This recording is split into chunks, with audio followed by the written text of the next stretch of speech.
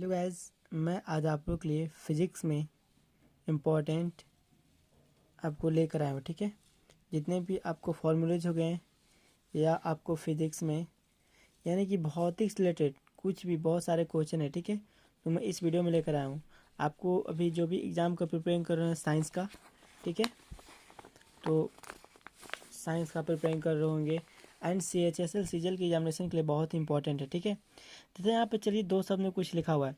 जिस शास्त्र के पढ़ने से विशेष ज्ञान प्राप्त होता है उसे हम क्या कहते हैं? विज्ञान कहते हैं। अलग एग्जाम्पल में आप लोग से कोई पूछ दे विज्ञान किसे कहते हैं, ठीक है, तो जिस शास्त्र के पढ़ने से विशेष ज्ञान प्राप्त हो यानी कि वह शास्त्र जिसे पढ़ने से आपको विशेष ज्ञान की प्राप्ति से हम विज्ञान कहते हैं। इसलिए इस वैज्ञानिक विज्ञान का अध्ययन करने छात्रों के लिए अनिवार्य है। पृथ्वी लोक से सूर्य लोक तक पहुंचने के लिए चिंतन, अध्ययन, साधन और साधन के साथ भी लगन थे। यानी कि फिजिक्स क्या है आप लोग पता है ना? सूर्य से रिलेटेड हो गया आपको, या तो साइंस से रिलेटेड, या आपको डॉक्टर से रिलेटेड कुछ भी स्टडी करना हो सभी आ जाते हैं फिजिक्स में ही। ठीक है, जैसे कुछ साइंटिस्ट हैं, ठीक है, डॉक्टर भाभा, CV रमन, जगदीश चंद्र बोस पंक्ति में नहीं आ सकता है। अतः भौतिक शास्त्र का भी अध्ययन विज्ञान विद्यार्थियों के लिए अनिवार्य है। तभी तो सागर में बांध बनवा सकता है, नदियों को एक दूसरे से जोड़ सकता है, आकाश में सीढ़ी लगा सकता है। मानव का जीवन सुखमय बन सकता है, पर उसमें त्याग लगने एवं महत्वाकांक्षा की भावना होनी चाहिए। ठीक है, प्यारे बच्चों, देश की भावी कर्णधार विज्ञान के विद्यार्थी, अब चलिए हम लोग गाइस स्टार्ट करते हैं। जैसा कि यहाँ फर्स्ट में आपका बल और त्वरण संबंधी आप लोग को जैसा कि पता होगा, ठीक है, यानी यहाँ पे दिया ना फोर्स गाइस क्या होता है? बल और त्वरण। बल यानी कि फोर्स हो गया, त्वरण को इंग्लिश में एक्सलेशन बोलते हैं। P बराबर यहाँ mv दिया है, ठीक है, P बराबर mv। P मतलब क्या होता है आप लोग को पता होगा? m इंटू v, यानी कि मास इंटू वेलोसिटी, संवेग होता है। ठीक है, मोमेंटम मतलब जिसे P से इंडिकेट करते हैं। V बराबर u प्लस at आपका फॉर्मूला होता है। ठीक है, V बराबर क्या होता है आपका? वेलोसिटी, u से प्राथमिक वेग, ए से एक्सलेरेशन, टी से टाइम। ठीक है, तो फॉर्मूला होता है V बराबर प्लस टी, ए बराबर एम ए, बल का वेग बराबर क्या होता है? FT, 2AS बराबर V square minus C square. कभी ये फॉर्मूला आपको एग्जाम्पल में भी दे सकता है, आपको एडजेक्टिव में भी। ए बराबर क्या होता है? P2 minus P1 by T2 minus T1। S यानी कि डिस्टेंस के लिए formula UT plus 1/2 AT square. ठीक है, अब आते हैं एस का मतलब क्या होता है? डिस्टेंस यानी कि दूरी, टी मतलब टाइम समय, एम मतलब मास, बी मतलब अंतिम वेग यानी फाइनल वेलोसिटी बोल सकते हैं, यू मतलब आरंभिक वेग यानी कि इनिशियल वेलोसिटी, ए मतलब एक्सलरेशन यानी कि त्वरण, एफ मतलब फोर्स यानी कि बल, पी मतलब संवेग यानी कि मोमेंटम। ठीक है, आपको उम्मीद करते हैं हो गया होगा। अब जैसे गाइज अब नीचे आते हैं तरंग संबंधी सूत्र। तरंग मतलब पता है ना क्या होता है? यानी कि वेव जो आता है। वी बराबर क्या होता है? लैम्डा बाई टी, जो सामने दिखाई दे रहा है ये आपको लैम्डा है, ठीक है, जो कि वाइसन। एंड वी बराबर लैम्डा बाई वी भी होता है, वी बराबर 1/t। सब आपको न्यूमेरिकल एवं क्वेश्चन के अकॉर्डिंग सब फॉर्मूला का यूज होता है। तरंग की संख्या देवे तो 1/λ। टी से क्या होता है? टाइम। लैम्डा से क्या होता है? हिंदी तरंग दैर्ध्य। ये आपको आवृत्ति हो गया, जिसे आप लोग भी से इंडिकेट करते हैं। ठीक है, हल्का तरह टाइप में लग रहा है।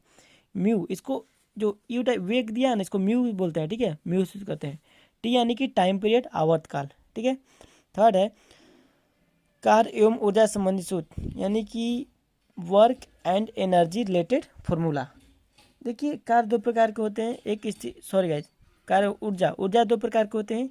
एक होते हैं गतिज ऊर्जा, एक होते हैं स्थितिज ऊर्जा। ठीक है, स्थितिज ऊर्जा को क्या के द्वारा फॉर्मूला क्या होता है? mgh, यानी कि मास, ग्रेविटेशनल फोर्स, h से हाइट। गतिज ऊर्जा यानी कि 1/2 mv स्क्वायर। एंड गाइज अब आते हैं शक्ति यानी कि पावर। P बराबर क्या होता है? W/T, यानी कि पावर शक्ति बटा में समय। ऊर्जा को क्या है? यानी कि W बराबर F इंटू एस, यानी फोर्स इंटू डिस्टेंस। F बराबर M है, यानी कि बल बराबर क्या होता है? द्रव्यमान गुने त्वरण, यानी कि M से मास, A से एक्सलरेशन। यहाँ 2S दिया है V2 का स्क्वायर माइनस V1 का स्क्वायर। ये आपका जब V दिया हो, V1 दिया हो तो V2 पूछेगा, S दिया रहेगा तो A पूछेगा, बस सिंपल है। एम आपको वही होगा संहति, एस से दूरी, यानी कि डिस्टेंस को एस से डिस्टेंस, यानी कि डिस्टेंस था, बट डिस्टेंस को एस से हम लोग मतलब कि उसको इंडिकेट करते हैं। ठीक है, इसी प्रकार यहाँ पे एम दिया है जो कि मोमेंटम के लिए होता है, हिंदी संहति था। एफ से बल यानी कि फोर्स, एस से हाइट यानी कि ऊंचाई, ए से त्वरण, जी से गुरुत्व त्वरण, डब्ल्यू से कार्य, एम भी संवेग, टी से टाइम। ठीक है, उम्मीद करते हैं आप लोग को यहाँ तक समझ आ गई होगी। अब यहाँ लिखा है ऊष्मा संबंधी सूत्र, यानी कि आपको ऊष्मा संबंधी यानी कि आपको हीट रिलेटेड फॉर्मूला यहाँ पे लिया OF यानी कि 1.8 डिग्री सेल्सियस प्लस 30 Q यानी कि MC T2 माइनस T1 बराबर MC डेल्टा T, यानी इसको आप त्रिभुज को डेल्टा ही बोल सकते हो, T बोल सकते हो, T से टाइम। B2 बराबर B1 1 plus lambda 1 plus Y delta T, यहाँ डिग्री सेल्सियस हो गया 556 इंटू F माइनस 32। F से क्या होता है फ़ारेनहाइट, L से लेंथ बराबर T1 1 प्लस 1 डेल्टा T, ठीक है। अब यहाँ आते हैं क्या से क्या मतलब होता है। C यानी कि डिग्री सेल्सियस ताप माने का ताप, OF मतलब फ़ारेनहाइट माने का ताप, M मतलब मास द्रव्यमान, C मतलब विशिष्ट ऊष्मा, L से लेंथ यानी लंबाई, B से आयतन यानी कि वॉल्यूम, L से रैखिक प्रसार गुणांक यानी कि लेंथ, Y से आयतन प्रसार गुणांक, T से टेम्परेचर यानी कि ताप ऊष्मा, ठीक है। अब चलिए हम लोग इसमें आते हैं, यानी कि गति संबंधित आपको फॉर्मूला है, ठीक है, मोशन से रिलेटेड। यहाँ पे है गाइज S बराबर VT, तो B बराबर क्या हो जाएगा S/T, B बराबर A प्लस AT, A बराबर B minus U by T, औसत यानी कि एवरेज बराबर U plus B by T, S बराबर RE, R बराबर VT, B बराबर R इंटू W, E बराबर S बाई R, S बराबर VT, B बाई R बराबर E बाई टी। अब चलिए इसको पता करते हैं। S से क्या होता है, S से डिस्टेंस, B से वेलोसिटी यानी कि चाल, A से एक्सेलरेशन यानी त्वरण, T से टाइम यानी कि समय, म्यू से वेग, शुरू का वेग को V बोलते हैं, V1 बोलते हैं, और अंतिम को बोलना होगा तो V2। यहाँ देखिए जिस दिया है जिसको μ1 μ2 बोलते हैं। वृत्तीय गति में चाप S से इंडिकेट, वृत्त का अर्धव्यास R से, चाप द्वारा बना कोण यानी कि रेडियन, जिसको W कोण वेग सेकेंड। अब गुरुत्वाकर्षण संबंधी सूत्र, यानी कि आपको गुरुत्वाकर्षण मतलब क्या होता है गाइज, आपको ग्रेविटेशनल सूत्र फॉर्मूला A बराबर क्या होता है Gm1 into M2 by R²। आप लोग 9th या 10th में पढ़े होंगे, फॉर्मूला का बहुत ही बार यूज हुआ है। A बराबर क्या होता है mg यानी कि मास इंटू ग्रेविटेशनल फोर्स, जी स्मॉल जी मतलब क्या होता है GME बाई R², जैसे यहाँ पे जी दिया था ना, उसी पे स्मॉल जी होता है एक बिग जी। और जितना ही फॉर्मूला है ना किसी किसी एग्जाम में आपको पूछता है, all of us examination important. अभी आगे और बढ़ेंगे और भी बहुत अच्छे अच्छे, मैं पूरा बुक को ही कंप्लीट करा दूंगा, ठीक है, बस आप लोग कंटिन्यू लग रहे हैं। और गाइज आपको कोई भी हमसे कोई मिस्टेक हो रही हो तो उसके लिए sorry for that. And guys please आपको अच्छा वीडियो लगा तो प्लीज़ लाइक करें एंड कमेंट में फीडबैक बताएं। जैसे गाइज M दिया मास, G से ग्रेविटेशनल फोर्स हो गया, F से फोर्स होता है बल होता है, यहाँ पे गलती दिया, ठीक है, F पर दूरी नहीं होगा। R से गुरुत्वीय त्वरण पृथ्वी, RE से क्या हो जाएगा अर्धव्यास हो जाएगा, ME से पृथ्वी का द्रव्यमान यानी कि मास ऑफ अर्थ।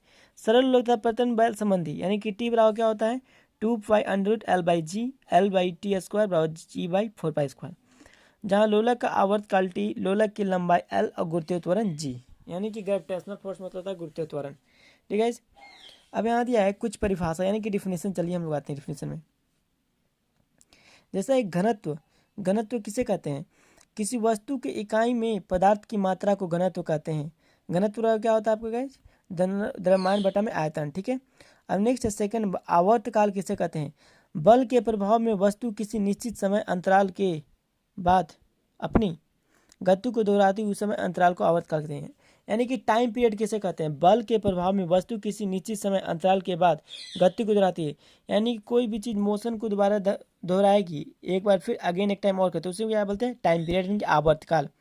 अब तरंग क्या होता है, जैसे कि हॉस्पिटल में आप लोग देखोगे एक चलता है लाइन टाइप में जब भी पेशेंट एडमिट होता है, या तरंग एक हवा का भी तरंग होता है, ठीक है, उसी प्रकार समझिए किसी माध्यम द्वारा विक्षोभों के संचरण को ही तरंग कहते हैं, यानी किसी माध्यम के द्वारा और संचरण कर रहा है, फैल रहा है, घूम रहा है, उसको क्या बोलेंगे तरंग बोलेंगे, ठीक है, इंग्लिश में बोलते हैं वेव।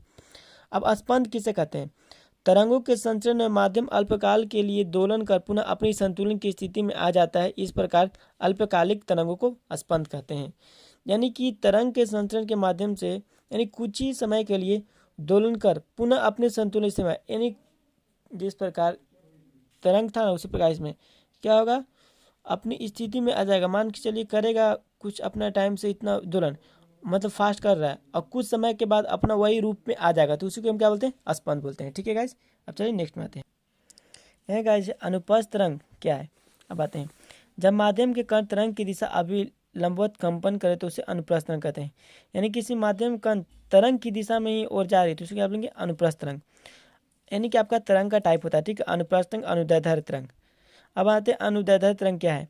जब तरंग के कण तरंग की दिशा के अणु आगे पीछे कंपन करते हैं तो ऐसे तरंग को अनुदैर्ध्य तरंग कहते हैं। या कोई तरंग का कण हो गया, ठीक है, एक दिशा के अणु पीछे आगे पीछे कंपन करेगा, इसे क्या बोलते हैं, अनुदैर्ध्य तरंग कहते हैं। एंड नेक्स्ट है गाइस आयाम। आयाम क्या है, देखने सामने, संतुलन की स्थिति में माध्यम के कण चरत विस्थापन को आयाम कहते हैं। यानी कि संतुलन की स्थिति में के माध्यम में कण क्या होगा, एक विस्थापन के समय के साथ चलेगा तो हम आयाम बोलते हैं, ठीक है। नेक्स्ट है तरंगदैर्ध्य। दो क्रमिक शीर्ष या गति के बीच की दूरी को तरंगदैर्ध्य कहते हैं। यानी कि दो क्रम के साथ शीर्ष और गति, यानी शीर्ष और गति के बीच की दूरी में जो भी आएगा उसी को हम क्या बोलेंगे, तरंगदैर्ध्य बोलेंगे। नेक्स्ट है तरंग वेग। एक सेकेंड में ध्वनि जितनी दूरी तय करती है उसे हम तरंग वेग कहते हैं, ठीक है। यानी कि एक सेकेंड में यानी कि साउंड जितनी दूरी तय करती है, यानी कि आपको मैं वीडियो बना रहा हूँ, ठीक है, एक सेकेंड में जितना दूरी तक मेरा गया ना वॉइस साउंड, तो उसको हम क्या बोलेंगे, तरंग वेग बोलेंगे। ओनली 1 सेकेंड का। और जिसे भी से इंडिकेट करते हैं, इसकी इकाई क्या है, इकाई मीटर प्रति सेकेंड होता है, m प्रति s, ठीक है। अब आते हैं आवृत्ति क्या है। एक सेकेंड में कण कितना दोलन पूरा करता है, यानी कि एक सेकेंड में कण जितना दोलन पूरा करेगा उसे आवृत्ति कहते हैं। दोलन क्या है, जैसे गोल गोल आप घड़ी देखे हो ना, अप डाउन ऐसे ऐसे जाता है, उसको हम दोलन कहते हैं, ठीक है। अब नेक्स्ट है गाइज कार्य। किसी वस्तु में बल लगाने पर उसमें अगर विस्थापन होता है तो उस वस्तु का स्थान होता है तो उस कार्य कहते हैं। यानी किसी वस्तु में बल लगाने पर उसमें अगर विस्थापन होता है, यानी कि चेंज होता है, तो वस्तु स्थान होता है, यानी कि वस्तु एक दूसरे स्थान से चेंज होती है, उसे हम क्या बोलते हैं, कार्य। अर्थात कार्य बराबर क्या होता है, बल इंटू दूरी। यानी कि W से इंडिकेट करते हैं work, force into distance. Next है गाइस आप लोग का शक्ति, इसे इंग्लिश में पावर बोलते हैं, ठीक है। कार्य करने की दर को शक्ति कहते हैं। शक्ति कैसे मतलब होता है, वह जिसे P के द्वारा सूचित करते हैं।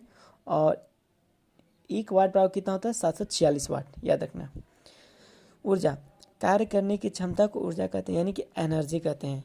ऊर्जा कैसे मतलब क्या होता है, जूल होता है, ठीक है। और बता दूं जूल आपका कार्य का भी होता है, ऊर्जा का भी होता है, उष्मा का भी होता है, ठीक है, याद रखना। अब नेक्स्ट गाइस स्थित ऊर्जा। जैसा कि मैंने टाइप बताया था, ऊर्जा 2 टाइप का, एक काइनेटिक एनर्जी होता है, ठीक है, जिसे गतिज ऊर्जा बोलते हैं, एक स्थित ऊर्जा भी होता है। पहले स्थित ऊर्जा किसे कहते हैं, किसी वस्तु में ऊर्जा जिसकी स्थिति कारण होती है उसे स्थित ऊर्जा कहते हैं। यानी किसी वस्तु में ऊर्जा जिसके स्थिति कारण उत्पन्न होती है उसे क्या बोलते हैं, स्थित ऊर्जा कहते हैं। नेक्स्ट आपका गतिज ऊर्जा। किसी वस्तु में ऊर्जा उसकी गति कारण जो उत्पन्न होती है उसे गतिज कहते हैं। यानी कि स्थिर ऊर्जा में क्या था, किसी वस्तु में उसकी ऊर्जा स्थिति कारण उत्पन्न होगा, यानी किसी पोजीशन कारण, उसे हम बोलेंगे स्थिर ऊर्जा। और किसी वस्तु में ऊर्जा उसकी गति कारण यानी मोशन कारण जो उत्पन्न होगा उसे हम बोलेंगे गति ऊर्जा। और दोनों का फॉर्मूला मैंने जस्ट बता दिया था, ठीक है। गति ऊर्जा का 1/2 mv² होता है, इसका क्या होता है, यानी कि mgh स्थिर ऊर्जा बराबर। अब आते हैं जूल में। यह कार्य है जो 1 न्यूटन द्वारा बल की दिशा में वस्तु के 1 मीटर चाल पर होता है, यानी कि जूल कैसे होता है। अब आते हैं ऊर्जा के संरक्षण का सिद्धांत क्या है। ऊर्जा न तो उत्पन्न की जा सकती है न ही नष्ट, केवल एक दूसरे से एक रूप से दूसरे रूप में स्थानांतरण किया जाता है, उसे ऊर्जा संरक्षण का सिद्धांत कहते हैं, ठीक है। यानी कि ऊर्जा को आप उत्पन्न भी नहीं कर सकते हैं ना ही नष्ट, केवल एक रूप से दूसरे रूप में भेज सकते हैं, उसे ऊर्जा का संरक्षण का सिद्धांत कहते हैं। अब नेक्स्ट आते हैं उष्मा। उष्मा क्या, उष्मा एक प्रकार ऊर्जा है, यानी कि एनर्जी है। उसी प्रकार विशिष्ट उष्मा क्या है पूछ रहा है, किसी पदार्थ के 1 ग्राम द्रव्यमान का ताप 1 डिग्री सेल्सियस बढ़ाने के लिए आवश्यक उष्मा को उस पदार्थ की विशिष्ट उष्मा कहते हैं। यानी किसी पदार्थ को 1 ग्राम द्रव्यमान का ताप को 1 डिग्री सेल्सियस पर बढ़ाया तो उसी को हम क्या बोलेंगे, पदार्थ का विशिष्ट उष्मा कहेंगे। अब नेक्स्ट है उष्माधारिता। उष्माधारिता उष्मा की वह मात्रा जो किसी पदार्थ का ताप 1 डिग्री सेल्सियस बढ़ाने के लिए आवश्यक है। यानी कि उष्माधारिता क्या है, वह है जो किसी पदार्थ को ताप को 1 डिग्री सेल्सियस पर केवल बढ़ा सकता है, उसे उष्माधारिता बोलते हैं। नेक्स्ट क्या है गाइस, आपका बल है। बल क्या होता है, बल वह भौतिक कारण जो किसी वस्तु पर लगकर उसके अवस्था में परिवर्तन करता है। यानी कि बल फोर्स क्या है, जिसे इंग्लिश में फोर्स बोलते हैं, जो किसी वस्तु में, जैसे मैं यहाँ पे ऐसे प्रेशर कर रहा हूँ तो क्या हो रहा है, आगे बढ़ रहा है ना।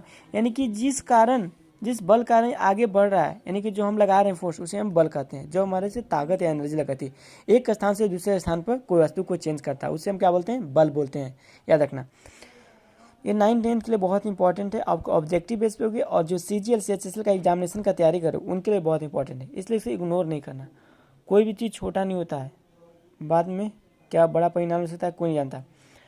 अब आते हैं नेक्स्ट, त्वरण क्या है? वेग में परिवर्तन की दर को त्वरण कहते हैं। इसका ऐसा यूनिट क्या होता है? मीटर प्रति सेकंड का। याद रखना। संवेग क्या है? किसी वस्तु के द्रव्यमान और वेग के गुणनफल उस वस्तु का संवेग कहलाता है। यानी किसी वस्तु के द्रव्यमान और वेग के गुणनफल को क्या बोलते हैं? वस्तु का संवेग कहते हैं। संवेग वाला क्या होता है? मात्रा इंटू वेग। इकाई क्या होता है? केजी, मीटर प्रति सेकेंड। गुरुत्वाकर्षण, पृथ्वी गुरुत्वाकर्षण किसे कहते हैं? किसी वस्तु को जिस बल से पृथ्वी अपने केंद्र की ओर आकर्षित करती है उसे गुरुत्वाकर्षण कहते हैं, और जो जी से सूचित करते हैं, और जी का मान होता है 9.8 मीटर प्रति सेकंड। यानी बोल रहा हूँ गाइस, जिस प्रकार न्यूटन ने पता किया था गुरुत्वाकर्षण को, क्योंकि फल ऊपर से गिरा था। कोई भी चीज़ जिसको पृथ्वी अपनी ओर आकर्षित करती है, या कोई भी हो, ऊपर से भी होगा ना तो नीचे की ओर आएगा ना, तो उसे हम क्या बोलेंगे? वो गुरुत्वाकर्षण कारण होता है, जिसे गुरुत्वाकर्षण कहते हैं, और इसे स्मॉल जी के द्वारा इंडिकेट करते हैं। और जी का मान कितना होता है? 9.8 मीटर प्रति सेकेंड। नेक्स्ट है, सरल लोलक क्या है? यानी कि यदि एक भारी पदार्थ को हल्के न बढ़ने वाले परंतु लचीले कमान के सहारे इस तरह दृढ़ आधार से लटका दिया जाए कि वह बिना रगड़ खाए गमन करे, तो इसे सरल लोलक कहते हैं। यानी कोई आपको भारी पदार्थ है, ठीक है, हल्का ना बढ़े नॉर्मली, परंतु लचीले कमान के सहारे, यानी कोई लचीलादार है, उसको उसी के द्वारा आधार से लटका दिया गया उस पर, और बिना रगड़ के खाए बिना, यानी कि जिस प्रकार, मतलब एग्जाम्पल में आपका घड़ी हो गया, देखते हो दोलन इस प्रकार से करता है ना, तो क्या होता है? लचीलापन है, उसमें हल्का सा ऊपर से लगा दिया गया रबर टाइप में, जिस कारण क्या होता है? अप एंड डाउन होता है, ऊपर नीचे, और बिना रगड़ खाए ही गमन करता है, जिसे हम क्या बोलते हैं? सरल लोलक कहते हैं। अब नेक्स्ट है आपका लोलक की लंबाई, यानी कि लटकन बिंदु से गोलक के केंद्र तक की दूरी को लोलक की सार्थक लंबाई कहते हैं। यानी कि जो घड़ी टक टक चलती है, यानी कि या सरल लोलक वाला पेंडुलम वाली, ठीक है, जो चलती है ना, तो उतनी ही डिस्टेंस में जो दूरी तय करती है उसको हम क्या बोलते हैं? लोलक की लंबाई कहते हैं। ठीक है, याद रखना। अब नेक्स्ट है आप लोग का दोलन विस्तार किसे कहते हैं? लोलक के माध्यमान की स्थिति तथा विस्थापित स्थिति में जो कोण लटकन केंद्र पर बनता है उसे दोलन विस्तार कहते हैं। यानी कि उसका इतना डिस्टेंस कर रहा था तो उसको लोलक की लंबाई। और दोलन विस्तार क्या करेंगे? मध्यमान की स्थिति विस्थापित जो कोण, यानी कि जो एंगल बना रहा है ना, कितना डिग्री का एंगल बनाएगा, जितना भी डिग्री का बनाएगा उसे ही दोलन विस्तार कहते हैं। ठीक है, अब नेक्स्ट गाइस आप लोग का दोलन काल क्या है? एक दोलन जितना समय लगता है उसे दोलन काल कहते हैं। जिस प्रकार एक सेकंड में उतना टाइम लगता है उसे टाइम पीरियड, उसी प्रकार दोलन काल भी क्या हो जाएगा? एक दोलन में जितना समय लगा, यानी कि एक बार ऊपर से नीचे आने में जो समय लगता है उसे दोलन काल कहते हैं। नेक्स्ट है सेकेंड लोलक क्या है? जिस लोलक का दोलन काल 2 सेकंड है, यानी जिस लोलक का दोलन कितना है 2 सेकंड के लिए, उसे हम लोलक कहते हैं, यानी कि सेकंड लोलक कहते हैं। नेक्स्ट है आपका गुप्त उष्मा क्या है? यानी कि हीट, वह उष्मा जो वस्तु की अवस्था में परिवर्तन में खर्च होता है उसे गुप्त उष्मा कहते हैं। यानी कि वह उष्मा जो वस्तु की अवस्था में, यानी कि मान चलो कोई वस्तु में हम अपना एनर्जी किए, तो मेरा एनर्जी करने से उसमें जो परिवर्तन चेंज हुआ, खर्च हुआ, उसे क्या कहेंगे? गुप्त उष्मा कहेंगे। बर्फ की गुप्त उष्मा कितनी होती है? 80 कैलोरी, और वाष्प की गुप्त उष्मा 536 कैलोरी होती है। ठीक है, याद रखना। बर्फ का 80 कैलोरी और वाष्प का 536 हो सकता है कि आपके एग्जामिनेशन में आए, बहुत ही इंपॉर्टेंट होता है, इसलिए प्लीज़ इग्नोर ना करें और ध्यान से पढ़ें। नेक्स्ट है गाइज बर्फ की गुप्त उष्मा। 1 kg बर्फ को 0 डिग्री सेल्सियस पर 1 किलो पानी में बदलने में जो उष्मा लगती है उसे बर्फ की गुप्त उष्मा कहते हैं। यानी कि 1 kg बर्फ को 0 डिग्री सेल्सियस पर 1 kg पानी में बदलने पर, चेंज करने पर जो उष्मा लगेगा उसे को बर्फ की गुप्त उष्मा करेंगे। इसका भी सेम वही हो गया, वो था गुप्त उष्मा, अब बर्फ की गुप्त उष्मा। ठीक है, बर्फ की गलन की गुप्त उष्मा कहते हैं, इसका 335 जूल होता है। ठीक है, उसका कितना था? 536 कैलोरी, और बर्फ का 335 जूल। भाप की गुप्त उष्मा, इसका भी सेम वही हो जाएगा। 100 पर 1 kg पानी का भाप के रूप में बदलने में जितनी उष्मा की आवश्यकता होती है, यानी कि जो भी आपको खर्च लगेगा, आवश्यकता होगा, पूरी करेगा, उसे वाष्पन की गुप्त, और वाष्प पता है ना आप लोग क्या होता है, उसे वाष्पन की गुप्त ऊष्मा कहते हैं। पानी के लिए इसका मान 2260 जूल होता है, ठीक है, याद रखना। अब नेक्स्ट है लास्ट, रैखिक प्रसारण गुणांक क्या है? किसी पदार्थ के एकांक लंबाई को एकांक ताप के अंत गर्म करने से उसकी लंबाई में जो वृद्धि होती है उसे पदार्थ का रैखिक प्रसारण गुणांक कहते हैं। यानी किसी पदार्थ का एक लंबाई को एकांक ताप के अंत तक गर्म करने की लंबाई, उसकी लंबाई में, यानी किसी पदार्थ को लंबाई तक उसको गर्म करने में जो वृद्धि हुआ, जो प्रॉफिट हुआ, उस पदार्थ को क्या हम कहेंगे? रैखिक प्रसारण गुणांक कहते हैं। ठीक है गाइज, अब चलिए हम लोग नेक्स्ट में आते हैं। यहाँ पे है गाइज, गहन प्रसारण गुणांक क्या है? किसी पदार्थ के एकांक आयतन के एकांक ताप के अंतर गर्म करने से उसके आयतन में जितनी भी होती है उसे उस पदार्थ का गहन प्रसारण गुणांक कहते हैं। यानी कि घन पता हो, क्यूब इंग्लिश में होता है, ठीक है, क्यूब प्रसार गुणांक। यानी किसी पदार्थ को इतना एकांक एक आयतन में आपके उसके ताप को गर्म करने से जिस उसके आयतन में जो भी वृद्धि होगा ना, उसे हम क्या बोलेंगे? घन प्रसारण गुणांक कहेंगे। ठीक है, अब आते हैं प्रमुख कुछ नियम और सिद्धांत हैं। जिस प्रकार मैंने साउंड का बताया था उसी प्रकार न्यूटन के तो सभी लोग जानते होंगे, और एग्जाम में बहुत ही बार पूछ भी सकते हैं इससे रिलेटेड। 9th-10th का जो भी स्टूडेंट है उनके लिए तो बहुत इंपॉर्टेंट है, प्लीज़ ध्यान से देखें। जैसा कि आप लोग को पता होगा न्यूटन के कितने नियम हैं? 3 नियम दिए थे, पहला, दूसरा और तीसरा नियम। तो इसका फर्स्ट लॉ क्या है? कोई वस्तु स्थिर है जो सदा स्थिर रहेगी, जो गतिशील है जो सदा गतिशील रहेगी, जब तक कोई बाहरी बल लगाकर उसकी अवस्था में परिवर्तन न करने की चेष्टा न करे। यानी कि प्रथम नियम में न्यूटन ने यह बोला ना, कोई भी वस्तु, मान के चलिए बुक है, यहीं पे है, जब तक मैं इसको आगे पीछे नहीं करूँगा, प्रेशर नहीं दूंगा, क्या चेंज नहीं होगा। और जो हम चेंज लगा कर उसकी अवस्था में बदल दिए उसको हम क्या बोलेंगे? न्यूटन का पहला नियम। ठीक है, अब आते हैं दूसरा नियम क्या है? आवेग में परिवर्तन की दर उस पर लगाए गए बल के समानुपाती होता था, उसी दिशा में होता है जिस दिशा में बल का कार्य होता है। यानी कि मान के चलिए जो मैंने प्रेशर दस लगाया वो उसी दिशा में लगाए गए बल के समानुपाती होता है, तो उस दिशा में होता है, तो उसी दशा को हम क्या बोलेंगे? बल का कार्य बोलेंगे।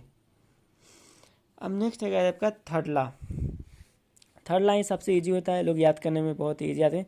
यानी कि प्रत्येक क्रिया के बराबर विपरीत प्रतिक्रिया होती है। एग्जाम्पल में आपका क्या हो सकते हैं? जैसे कि आप नदी में स्विमिंग करते हो, तो एक पैर मारोगे तो फिर दूसरा का पैर, तो मतलब एक क्रिया कर रहे हो तब दूसरा, यानी प्रत्येक क्रिया के समान दूसरी प्रतिक्रिया भी हो रही है। बंदूक का छोड़ना, ठीक है, वो भी हो गया। अब पहला नियम का उदाहरण क्या क्या हो सकता है गाइज? और सेकंड का, पहला का नियम क्या है? मान के चलिए कोई बॉल को हाथ से फेंकना, किसी वस्तु को यहाँ से हटा देना, किसी को कोई गेट को ओपन कर रहा है तो उसको आगे ना बढ़ने देना। यानी कि एक दूसरे को बल क्या करेगा? एफर्ट करेगा वहाँ, या जगह को चेंज करेगा। तो एग्जाम्पल हो जाएंगे, ठीक है। और न्यूटन के दूसरा नियम के एग्जाम्पल आप लोग मुझे कमेंट में बताएं। Next guys, Archimedes. आर्किमिडीज का सिद्धांत क्या है?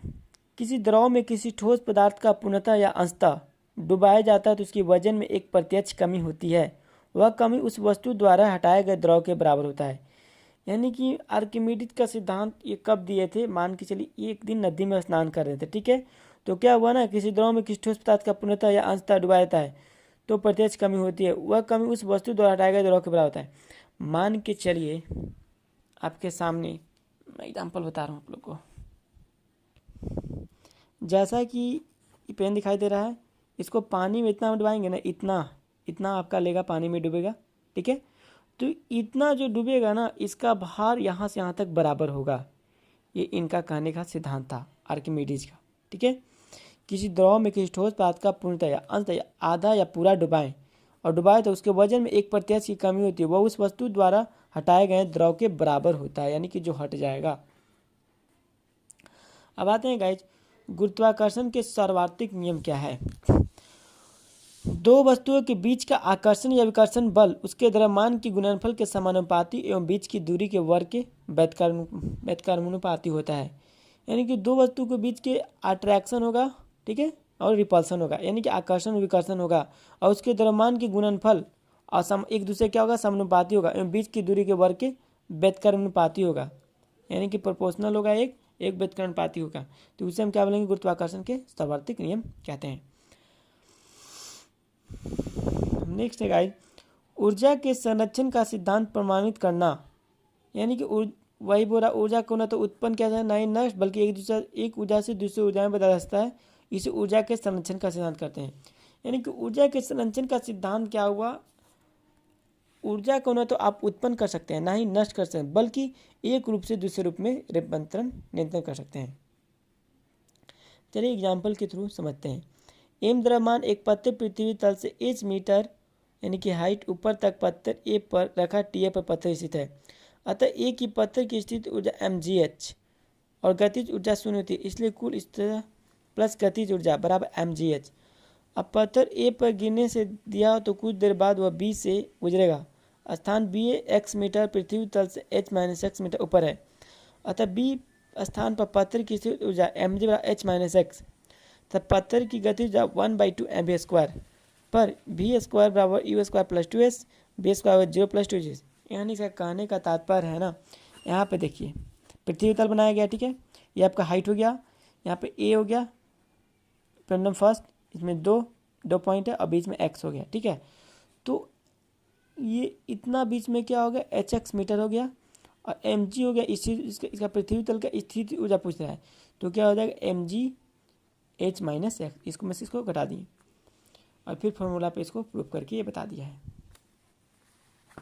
जैसे कि यहाँ देख रहे हो पत्थर की गति जब निकाला यानी कि 1/2, फॉर्मूला क्या होता है 1/2 mv², बी के जगह पर क्या 2dx, तो mgx 2 से 2 कैंसिल हो गया, mgx हो गया।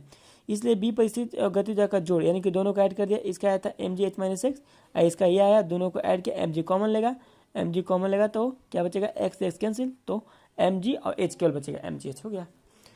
जब पृथ्वी पर सतह पहुंचता है तो उस समय पृथ्वी की स्थिति ऊर्जा क्या होती है mg इंटू 0 और बराबर 0 हो जाएगा। पत्थर की गति ऊर्जा क्या हो जाएगी 1/2 h-x, जहाँ b1 का स्क्वायर ऊंचाई s से गिरते हुए पत्थर का वेग है। गति के नियमों से b1 का स्क्वायर बराबर 0 प्लस 2gh, गति ऊर्जा 1/2 mgh बराबर mgh। अतः पृथ्वी तल पर पत्थर की गतिज ऊर्जा और स्थिति का योग क्या होगा mgh, ठीक है। अतः गाइस पृथ्वी तल पर पत्थर की ऊर्जा और स्थिति ऊर्जा का योग कितना होता है mgh होता है, याद रखना। चलिए अब कुछ महत्वपूर्ण वस्तु के चाल हैं, ठीक है। यहाँ पे लिखा है प्रकाश की चाल 1.08 × 10⁹ किलोमीटर प्रति घंटा। बाज की अधिकतम चाल कितनी होती है, यानी कि प्रकाश का चाल इतना बोला है, ठीक है। बाज की चाल पता है ना 152 किलोमीटर प्रति घंटा होता है, यानी कि 152 किलोमीटर दूर से होता है, फिर उसका चाल इतना है, मतलब उसका बता रहा चाल। जिस प्रकार कछुए की औसत चाल 0.5 किलोमीटर प्रति घंटा यानी कि 0.5। मधुमक्खी की अधिकतम चाल कितना होता है 16 किलोमीटर प्रति घंटा। मधुमक्खी का जो वेग से अपना उड़ते, जैसे मनुष्य चलता है ना अपना वेग से नॉर्मल, उसी प्रकार सबका चाल होता है, ठीक है। और एग्जाम में किसी का पूछ सकता है चीते की अधिकतम चाल कितनी होती है 96 किलोमीटर प्रति घंटा। पृथ्वी के सूर्य से गिर परिक्रमा की चाल कितना होता है 1.072 × 10⁵ किलोमीटर प्रति घंटा। सबसे तेज रेलगाड़ी की चाल 255 किलोमीटर प्रति घंटा। रडार क्या है, रडार एक यंत्र जो वायुयान की दिशा एवं गति को सूचित करता है कि वायुयान की दिशा में आ रहा है। यानी कि रडार क्या है, रडार एक यंत्र है जो वायुयान की दिशा और गति को सूचित करता है। यानी वायुयान यानी कि कोई भी जो एरोप्लेन हो गया, हेलीकॉप्टर हो गया, ऊपर उड़ने वाली कोई भी वस्तु है, उसकी गति की दिशा बताता है, किस दिशा में आ रहा है, रडार बताता है। सोनार क्या है, यह एक यंत्र है जो जल के अंदर स्थित पनडुब्बी जहाज की दिशा एवं गति को सूचित करता है। ये सोनार का प्रयोग कहता है आपको, ये इसका प्रयोग करता है गाइज क्या बोलते हैं उसको, समुद्र में कोई भी चीज़ को पता लगाने के लिए बोलते हैं पनडुब्बी जहाज की दिशा एवं गति को सूचित करता है, ठीक है। सोनार के लिए प्रयोग, सोनार अलग वो नहीं समझना, ये सोनार अलग है। अब किसी थर्मामीटर पारा का ही प्रयोग किया जाता है। अब देखते हो थर्मामीटर पारा का प्रयोग होता है तो क्यों होता है, थर्मामीटर शीशा का होता है, ठीक है। पारा शीशा में सटता नहीं है, यानी पानी या अल्कोहल का शीशा की दीवार में सट जाता है। पारा आसानी से दिखलाई पड़ता है और यह पानी या अल्कोहल शीशा के रंग का होने के कारण आसानी से दिखलाई नहीं पड़ता। पारा का नियमित प्रसार होता है या पर पानी का अल्कोहल का नहीं। पारा का घनत्व भी ज़्यादा होता है, यही कारण के थर्मामीटर पारा का प्रयोग करता है। यानी कि वो शीशा में पिघलता नहीं है इसीलिए, और टच नहीं होता है इसलिए पारा का प्रयोग किया जाता है थर्मामीटर में, ठीक है। और यह आसानी से दिखलाई पड़ता है। चलिए गाइस हम लोग नेक्स्ट आते हैं।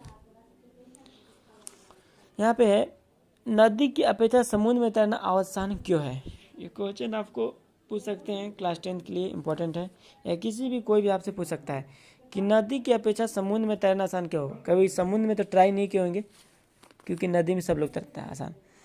समुद्र के पानी में नमक मिला रहता है, पता है, इसलिए वहाँ का पानी कैसा होता है, खारा होता है। इसलिए नदी के पानी की अपेक्षा समुद्र का पानी का घनत्व ज़्यादा होता है, यानी कि समुद्र के पानी का घनत्व अधिक होता है, जिस कारण तैराक को डूबने का भय कम है, क्योंकि उछाल ज़्यादा होता है। समझिए, इसी कारण समुद्र में तैरना आसान होता है। अब नेक्स्ट है, रेल पटरियों के बीच जोड़ पर खाली जगह छोड़ के होता है। अब रेल पटरी देखोगे बीच में गैप होता है, ऐसा क्यों किया जाता है। तो रेल की पटरी लोहे की बनी होती है जो गर्म होने पर फैलती है। अगर रेल पटरियों के बीच जोड़ते समय खाली जगह नहीं छोड़ा तो गर्मी के दिनों में प्रसार के कारण पटरियाँ टेढ़ी हो जाएगी, रेलगाड़ी उलट जाएगी। ओ समझिए, यानी कि रेल की पटरियाँ कैसे लोहा का बना होता है, और जो गर्म होने पर क्या होगा, फैलता है, ठीक है, धीरे धीरे। और यदि बीच में हम लोग स्पेस नहीं ना देंगे तो क्या हो जाएगा, टेढ़ा मेढ़ा हो जाएगा, और जिसके कारण क्या एक्सीडेंट होने की संभावना है। नेक्स्ट है गाइज, पहाड़ पर चावल से भात बनाना कठिन है, क्यों। यानी कि पहाड़ ऊंचाई होने के कारण वहाँ हवा का दबाव कम रहता है, जिस कारण कम ही तापमान पर पानी उबलने लगता है, जिस कारण चावल से भात बनाने में कठिनाई होती है, क्योंकि चावल से भात बनाने के लिए 100 डिग्री तापमान की आवश्यकता होती है। लेकिन पहाड़ पर कितना होता है, 97 डिग्री पानी खौलने लगता है। इन कठिनाइयों को दूर करने के लिए जब ढक्कन से ढक कर भात बनाएंगे तब दबाव का कारण ताप से ज़्यादातर हो जाएगा, चावल से भात तैयार हो जाएगा। यही कारण है कि प्रेशर कुकर में जल्दी खाना तैयार हो जाता है। यानी कि इसमें आपको दोनों क्वेश्चन का आंसर मिल गया। प्रेशर कुकर में खाना जल्दी क्यों मिलता है, दबाव उसमें कम होता है, और वहाँ पे क्यों होता है, क्योंकि ऊपर जितने ज़्यादा हाई पे जाइएगा वहाँ पे आपको दबाव पे कमी आएगी, ठीक है। और बता दें कि 100 डिग्री सेल्सियस पर कोई भी चावल आपको पकता है या बनता है। नेक्स्ट गाइज, क्वथनांक किसे कहते हैं, पानी का क्वथनांक कितना होता है। एक निश्चित ताप पर द्रव का उबलना ही क्या कहलाएगा, क्वथनांक। द्रव का क्वथनांक कहलाएगा। पानी 100 डिग्री सेल्सियस पर उबलता है, ठीक है, इसे क्वथनांक कहते हैं, क्वथनांक याद रहेगा। और 0 डिग्री सेल्सियस पर क्या होता है, जमता है, बर्फ के रूप में आता है। पारदर्शक क्या है, जिस वस्तु के आर पार दिखलाई पड़े उसे पारदर्शक, यानी कि मान के चलिए पारदर्शक क्या है, प्लास्टिक देखो, यानी कि इसे आर पार दिखाई देता है, कुछ जैसे चिमकी हो गया आर पार दिखाई देगा, उसे हम पारदर्शक बोलेंगे। एग्जाम्पल में शीशा के भी आर पार दिखलाई देता है, ठीक है। अपारदर्शक जिसके अपोजिट होगा, जिस वस्तु के आर पार दिखाई नहीं देगा उसे अपारदर्शक। एक किताब का पन्ना हो गया, आपका ईंट हो गया, पेंसिल हो जाएगा, पेन हो जाएगा, आर पार कभी नहीं दिखाई देगा, यानी कि जो दिखाई नहीं दे। उत्क्रमणीय परिवर्तन किसे कहते हैं, यदि किसी परिवर्तन का उलटना संभव है तो उत्क्रमणीय परिवर्तन कहलाता है। यानी किसी परिवर्तन का उल्टाना संभव है तो उसे उत्क्रमणीय परिवर्तन कहते हैं, तो जिसका उलटना संभव नहीं उसे अनुत्क्रमणीय परिवर्तन कहते हैं। अब आते हैं ऊष्मा क्या है। ऊष्मा एक प्रकार की ऊर्जा एनर्जी है। किसी वस्तु में गर्म होने पर अधिक, ठंडी होने पर कम ऊर्जा रहती है। वस्तु के अणु ऊष्मा का अवशोषण करते हैं, जिसके कारण क्या होता है, वस्तु का ताप बढ़ जाता है तो उसके अणु तेजी से गति करने लगते हैं। गैस अणु में बहुत अधिक गतिज ऊर्जा होती है, जिस कारण उसके अणु मुक्त रूप से गति करते हैं, उसे हम क्या बोलते हैं, ऊष्मा कहते हैं, ठीक है। ऊष्मा हमेशा एक ऊर्जा का रूप होता है। चलिए गाइज, अब नेक्स्ट में आते हैं। नेक्स्ट है गाइज, यदि किसी गैस का ताप उसके संगम बिंदु से कम कर जाए तो क्या होगा। तो यदि किसी गैस का ताप कम कर देंगे उसके अणु के बीच गति ऊर्जा कम हो जाएगी और अणु के बीच आकर्षण बल बढ़ जाता है, इसी कारण गैस द्रव में परिवर्तन हो जाएगा, ठीक है। नेक्स्ट है, अगर किसी द्रव का ताप उसके हिमांक से कम कर दिया जाता है तब कब क्या होगा। यदि किसी तो उसके अणु की गति ऊर्जा कम होगी और अणु के परस्पर आकर्षण की स्थिति ऊर्जा बढ़ जाती है, इसके कारण द्रव ठोस में बदल जाता है। इसलिए ऊर्जा किसी पदार्थ की अणु ऊर्जा ठोस में अवस्था में सबसे कम होती है। इसलिए ऊर्जा द्रव अवस्था में द्रव से सबसे अधिक ऊर्जा गैसीय अवस्था में होती है। नेक्स्ट है सदिश राशि क्या है। आप लोग जानते होंगे सदिश और अदिश राशि। जिस राशि को पूर्ण रूप से व्यक्त करने के लिए परिमाण और दिशा दोनों की आवश्यकता होती है उसे सदिश राशि कहते हैं, ठीक है। और वेग एक सदिश राशि, एग्जाम्पल में विस्थापन भी सदिश है, बल भी आपको सदिश है, ठीक है। नेक्स्ट है, न्यूटन की गति के दूसरे नियम से बल मापने का सूत्र निकाले। आपको ऑब्जेक्टिव क्वेश्चन में पूछ सकता है न्यूटन के दूसरे गति के नियम से हमें क्या किसकी परिभाषा मिलती है, तो बल की, ठीक है। जैसे फॉर्मूला होता है A बराबर ma, ठीक है। ये फॉर्मूला को प्रूव करके बताया गया है, बस ये आप जानो कैसे निकालेगा वो नहीं, यहाँ मैथ में कैलकुलेशन नहीं हो रहा है। अब नेक्स्ट है गाइज, प्रत्यानयन बल किसे कहते हैं। ऐसे बल जो केंद्र और मध्य बिंदु की ओर लगते हैं प्रत्यानयन बल कहलाते हैं। यदि घर्षण बल ना हो तो प्रत्यानयन बल के कारण अगर दोलन उत्पन्न हो तो सदैव चलते हैं। घर्षण बल के कारण लोलक के अंत में रुक जाते हैं। अब नेक्स्ट है प्रकाश के परिवर्तन के नियम कितने होते हैं। बता दें प्रकाश के परिवर्तन कितने नियम होते हैं, 2 नियम होता है। ठीक है, देखिए 2 नियम कौन कौन होते हैं। पहला है आपतित किरण, परावर्तित किरण, आपतन बिंदु पर अविलंब तीनों एक ही तल पर होते हैं। ठीक है, ये पहला नियम था। आपतित किरण, परावर्तित किरण और अविलंब तीनों एक ही तल पर होते हैं। ठीक है, ये देखिए आपतित किरण, परावर्तित किरण और बीच में क्या अविलंब, ये था आपका नीचे मिरर। नेक्स्ट सेकंड क्या, आपतन को परावर्तन को बना होता है, यानी कि जो एंगल इधर से बनाएगा ना, इधर से एंगल इधर से, ये दोनों आपस में इक्वल होगा। अब क्वेश्चन है आपतित परावर्तित किरण आपतन को परावर्तन कोण किसे कहते हैं। तो आपतित किरण प्रकाश स्रोत से अपरिवर्तित वस्तु पढ़ने वाले की आपतित किरण है, जैसे चित्र में, यानी कि ये जो रेखा पड़ेगा आपतित किरण में। ठीक है, ये जो ऊपर चल जाएगा परावर्तित किरण, और बीच वाला वही बताया तो वही सेम है। चलिए अब कुछ मैं आप लोग को ऑब्जेक्टिव क्वेश्चन में लेकर आता हूँ। ठीक है, जो कि इम्पोर्टेंट है, आप लोग को उत्तर ट्राई करना होगा देने के लिए। ठीक है, मैं कुछ टाइम दूंगा आप लोग के पास। फर्स्ट है तारों के बड़े बड़े गुच्छों क्या कहते हैं, तारामंडल, गैलेक्सी, ग्रेट बैरियर या ओरियन। बताइए जल्दी गाइस आप लोग। तो तारों के बड़े गुच्छों को गैलेक्सी कहते हैं। ठीक है, नेक्स्ट है हमारी गैलेक्सी की आकृति कैसी है, दीर्घवृत्तीय, वृत्तीय या सर्पिल या परवलय। सेकंड का बताइए गाइस। तो मैं आंसर बता रहा हूँ आपको, सर्पिल होता है। ठीक है, नेक्स्ट है गाइस हमारा सूर्य क्या है, तरुण तारा है, बुध तारा है या मध्यवत तारा है। बताइए। चलिए मैं आंसर आपको बताता हूँ, मध्यवत तारा है। नेक्स्ट है जैसे ही कोई तारा रक्त दानव अवस्था में पहुंचता है तो उसका भविष्य निर्भर करता है किस पर, आकार पर, आकृति पर, द्रव्यमान पर या उसके क्रोध पर। 4 के आंसर बताएं। तो 4 का आपको थर्ड होगा, इसके द्रव्यमान पर। ठीक है, नेक्स्ट है 5 नंबर, ब्लैक होल क्या है, सघन पिंड है, कम सघन पिंड है, पिंड नहीं है, अनंत रूप से सघन पिंड है। ब्लैक होल बताएं 5 नंबर का। तो 5 नंबर का होगा थर्ड, अनंत रूप से सघन पिंड। ठीक है, नेक्स्ट है सौर मंडल में ग्रहों की संख्या कितनी होती है, 5, 4, 8, 9। ये तो बहुत सिंपल है, कोई बता देगा। तो ग्रह मंडल में कितने हैं, 9 पहले थे। ठीक है, बट अब हो गया 8, यानी कि प्लूटो को हटा दिया गया है। सबसे बड़ा ग्रह कौन सा है, शुक्र, बुध या शनि या बृहस्पति। ये भी बहुत आसान है, सभी लोग को पता होगा। सबसे बड़ा ग्रह बृहस्पति होता है। ठीक है, सबसे छोटा ग्रह बताए, बुध, यूरेनस, शनि या बृहस्पति। तो इसका होगा बुध सबसे छोटा। सूर्य से सबसे दूर ग्रह कौन है, बृहस्पति, यूरेनस, प्लूटो या मंगल। तो सूर्य से सबसे दूर ग्रह होगा आपका यूरेनस। ठीक है गाइस, नेक्स्ट है सूर्य से सबसे नजदीक ग्रह कौन सा है, मंगल, बुध, शुक्र या बृहस्पति। बताएं। आपका होगा सूर्य सबसे नजदीक ग्रह बुध होगा। ठीक है, भारत द्वारा छोड़ा गया सबसे पहला उपग्रह कौन सा है, एप्पल, रोहिणी, इनसेट या भास्कर। बताएं, 5 सेकंड टाइम है।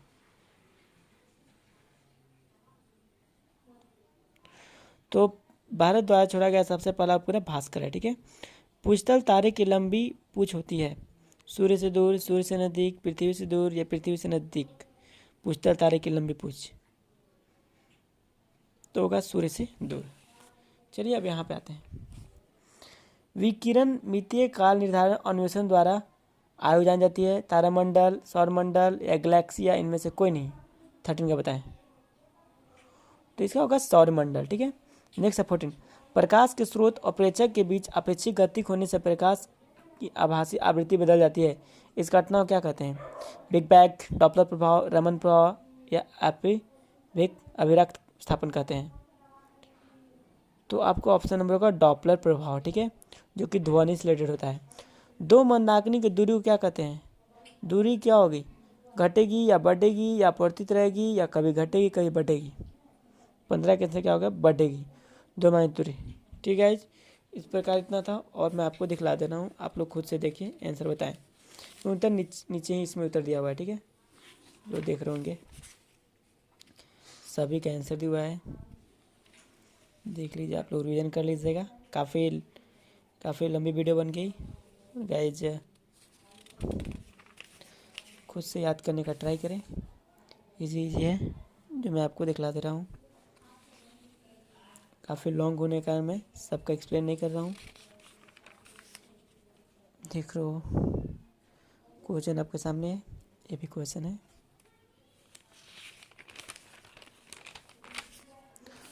हर किसी न किसी एग्ज़ाम का बहुत इंपॉर्टेंट। ठीक है, यदि आप लोग चाहते हैं इसका एक्सप्लेन करें तो मुझे कमेंट में बताएं। मैं करवा भी सकता हूँ, ठीक है, सबका अच्छे से। पानी का घनत्व एंड गाइस आपके हो गए टोटल कंप्लीट, ठीक है गाइस। कुछ बातें हैं, सब वही है चीज़, पूरे आपके ये कंप्लीट हो गए, ठीक है, जो मैंने बोला था वो पूरा किया, ठीक है गाइस। आपको वीडियो अच्छी लगी तो प्लीज़ लाइक करें, कमेंट करें एंड शेयर करें and sorry for any mistake and support करें and thank you so much.